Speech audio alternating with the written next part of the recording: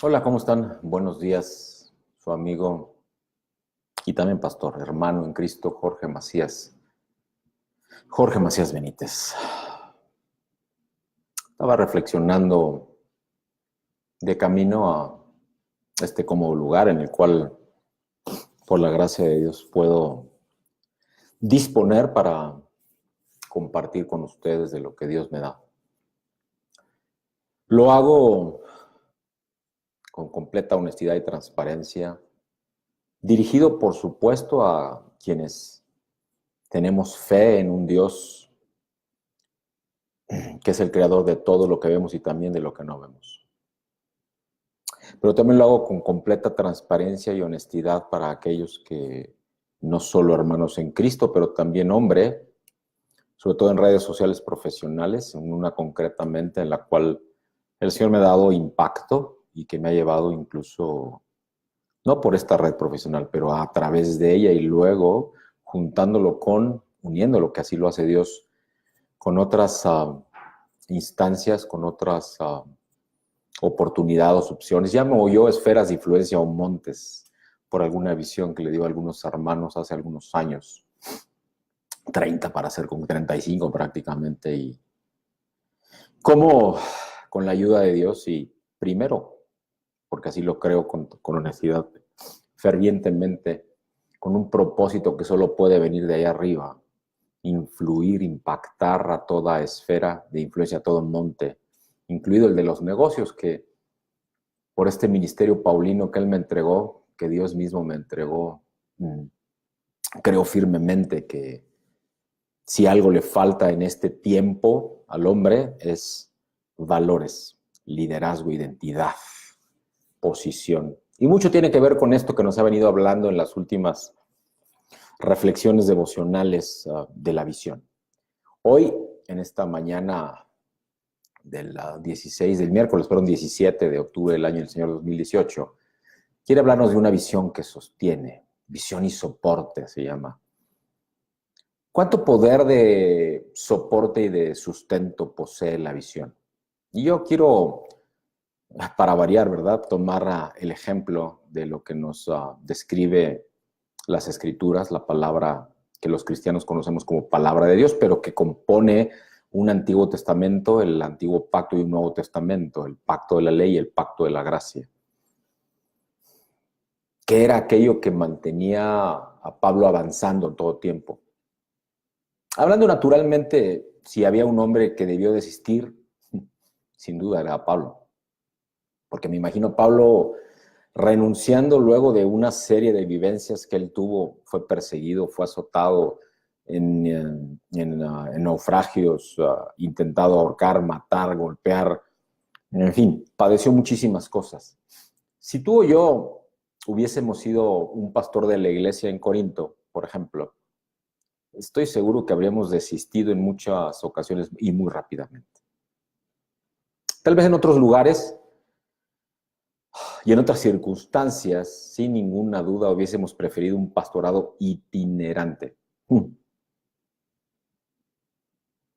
Porque no podríamos soportar la situación del momento que Pablo vivía vivió en sus 5 viajes que describe la palabra de Dios. Sin embargo, Pablo soportó hasta el fin. Aun cuando otros desistían, Pablo permanecía y sufrió muchísimo. ¿Cuántas cosas le sucedieron, cayeron sobre él, pero él permaneció, continuó? Hasta que pudo decir en 2 de Timoteo, capítulo 4, versículo 7, he completado la carrera, he guardado la fe. Puedo percibir y puedo discernir al mismo tiempo, un minuto por favor, perdón, el eco de las palabras del Maestro de Jesús respecto a eso que Pablo habla de he completado la carrera, porque Jesús escribía, ningún hombre me la quita, yo la pongo de mí mismo. Se trata de un avanzar hasta la meta tomado de la mano de Dios, por el poder, por la gracia de Dios mismo. Pero ¿qué fue aquello que sustentó el caminar de Pablo? Parte de la visión que recibió en aquel encuentro en el camino a Damasco. Fue una visión que recibió directamente del trono de la gracia. Fue una visión que recibió directamente de Dios mismo, por medio de Jesús.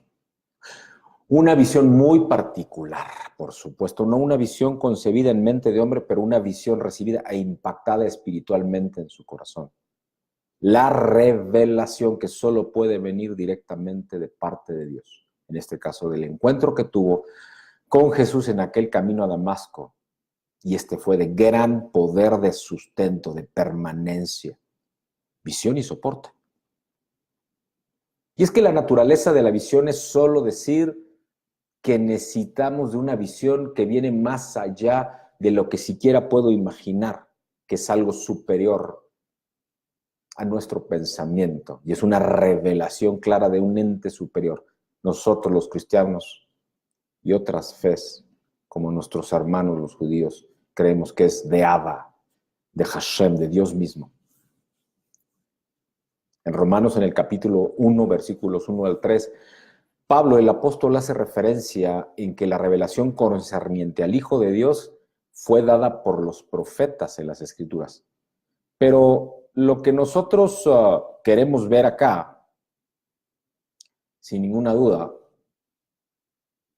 y esto es algo que no debemos de perder por ningún motivo de vista, es que Dios nos está hablando aquí de algo que va más allá de lo que podemos siquiera con mente de hombre pensar. Eso es justamente de lo que nos quiere hablar esta mañana.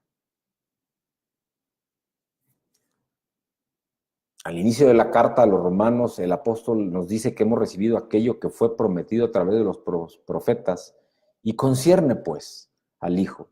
Tenemos al menos la propuesta, la visión de que en este Nuevo Testamento, en esta porción segunda, el pacto de la gracia, está definido el valor espiritual de aquello que los profetas ven y reciben de parte de Dios. De aquello que como visión por la revelación en la gracia de Dios reciben, pero que tú y yo hoy podemos recibir.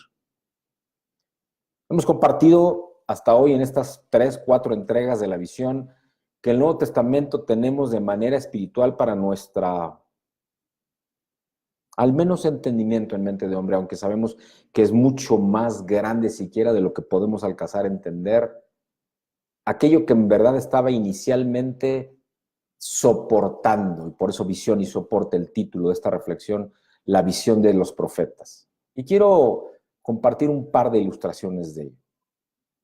Ellos vieron primero a Jesucristo, al Hijo de Dios, como lo creemos nosotros los cristianos, como la cabeza soberana de la iglesia. El profeta Isaías escribía en el capítulo 6, versículo 1, en el año en que murió el rey Usías, vi yo al Señor sentado sobre un trono alto y sublime, y sus faldas llenaban el templo. Yo creo que es el evangelio que concierne al Hijo prometido en las Escrituras por medio de los profetas. Pero, ¿en qué lugar aparece el evangelio? Y eso es una cuestión de visión. ¿Cómo está eso representado en el Nuevo Testamento, en el Pacto de la Gracia? Y es que en el Nuevo Testamento, que está lleno de diseños, de la sobrenatural presencia de Dios, del Señor mismo sentado sobre el trono, de sus vestiduras llenando el templo. En otras palabras, es la soberanía absoluta de Dios mismo, de Cristo, en el Espíritu Santo como cabeza de la iglesia, de su eclesia, la asamblea, la unidad. Conocemos, y al menos así lo creemos los hijos de Dios, los cristianos, pues, Dios lo resucitó de entre los muertos, sentándolo, dice, a su diestra en los lugares celestiales, sentado sobre un trono, sobre todo principado y autoridad y poder y señorío, alto y sublime incluso, dice, y sobre todo nombre que se nombra, no solo en este siglo, sino también en el venidero. Y sometió todas las cosas bajo sus pies y lo dio por cabeza sobre todas las cosas a la iglesia, la cual es su cuerpo, la plenitud de aquel que todo lo llena en todo. Efesios capítulo 1, versículos 20 al 23, más o menos parafrasea esto.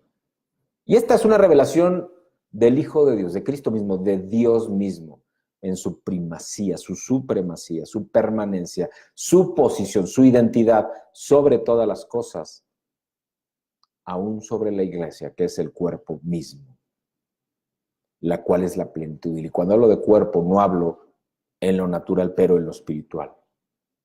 Y hay que discernir una visión de todo eso. Busquemos revelación de eso en nuestro corazón por medio del Espíritu Santo y vamos a recibir revelación poderosa, liberación, soporte, visión. Esa debe ser la revelación presente en nuestro corazón. Eso es lo que el Señor ha buscado darnos, revelarnos, entregarnos por gracia desde hace mucho tiempo y cada vez más a tu corazón, al mío. ¿Sí crees? Y si estás buscando, por supuesto.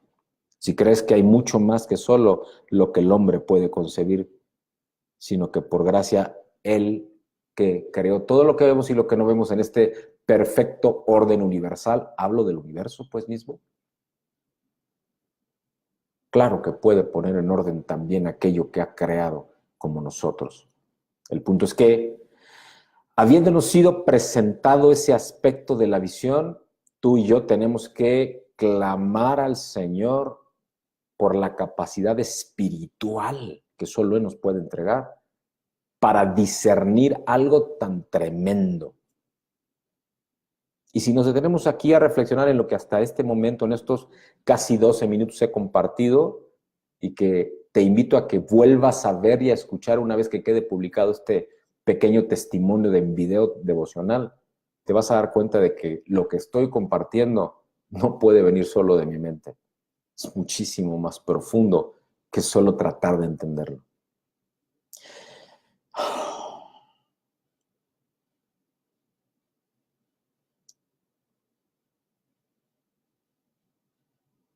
Hay otro pasaje en la misma carta, ahí en Efesios, pero en el capítulo 1, versículos 17 y 18, en donde dice, para que el Dios de nuestro Señor Jesucristo, el Padre de gloria, os dé espíritu de sabiduría y de revelación en el conocimiento de Él, alumbrando los ojos de vuestro entendimiento. Amén.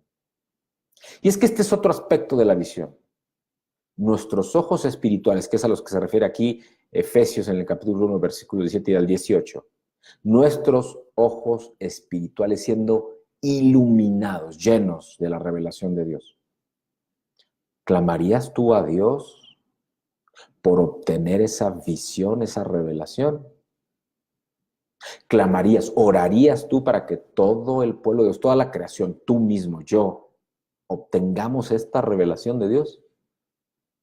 Cuando el pueblo del Señor alcance por el Espíritu Santo una nueva revelación sobre el soberano señorío de Cristo, del propio Abba, Hashem, el Padre, llenos de su Espíritu Santo, entonces la cabeza, y hablo de la cabeza espiritual, empezará a retener y a sostener esta visión y esta revelación de Dios.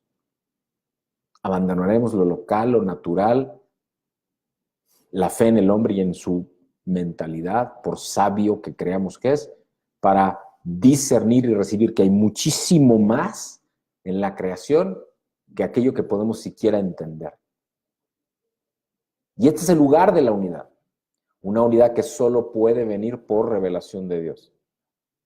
En el libro de Isaías recordemos que allí tenemos los resultados de una visión de ese tipo, en este varón de Dios, en este profeta.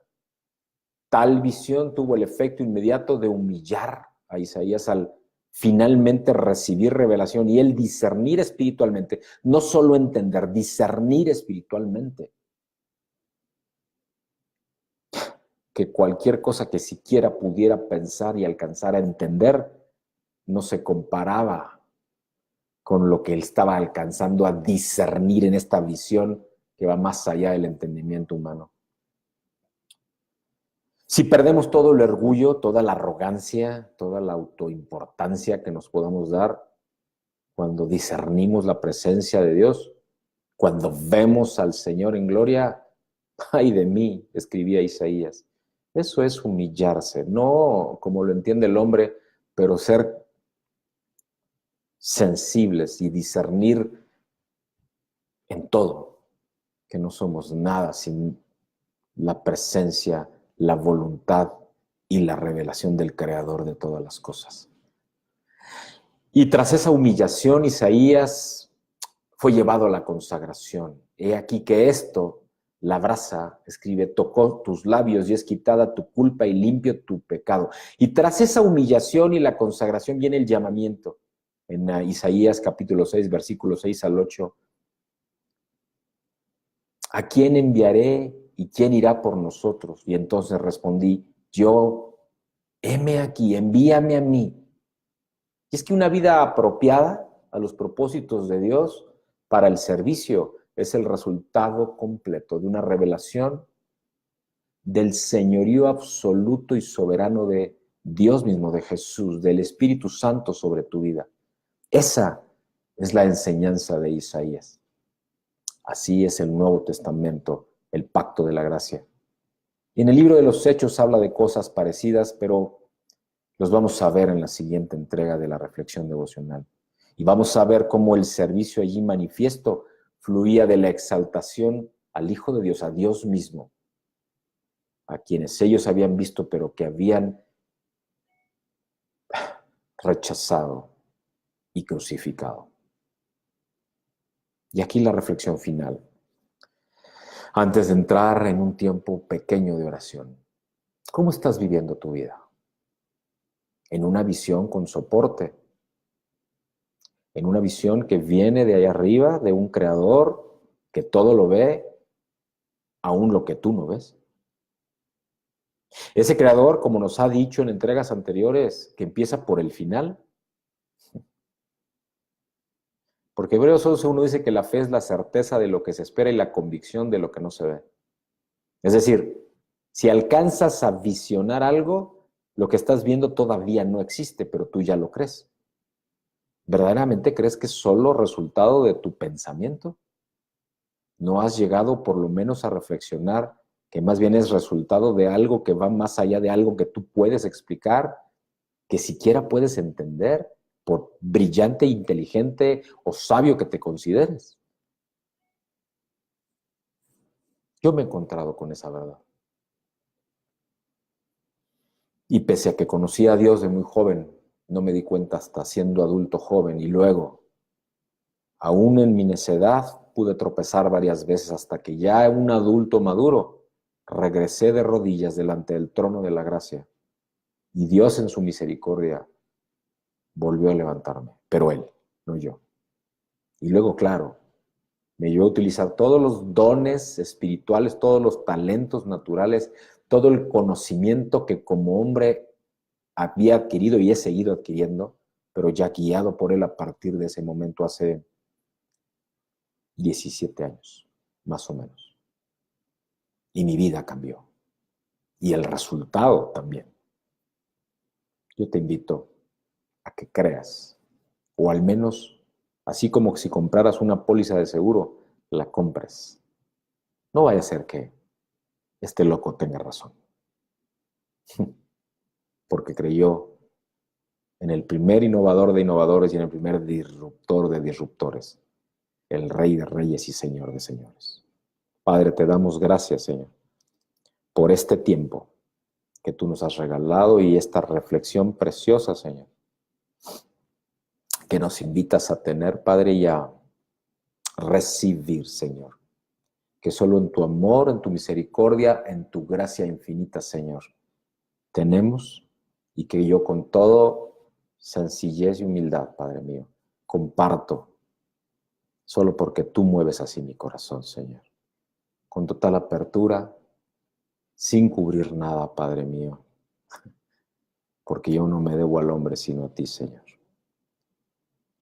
Y en tu gracia, Padre, todo lo que haga lo ofrezco, Padre mío, para que sea de bendición para otros. Como quienes nos han escuchado, nos ven, o quienes en Cristo lo pido y así lo creo, lo vayan a hacer para que se comparta este mensaje una vez que quede publicado. Bendigo a quienes han escuchado, a quienes nos acompañan, pero a quienes también lo hagan posteriormente, Señor. Que reciban, Señor. Que su espíritu y su corazón sean redarguidos, exhortados amorosamente, Señor, y transformados por tu amor, tu visión y tu gracia. En el bendito nombre de Cristo el Señor. Amén. Dios les bendice. Dios les bendice. Nos vemos en la próxima entrega. Bendiciones.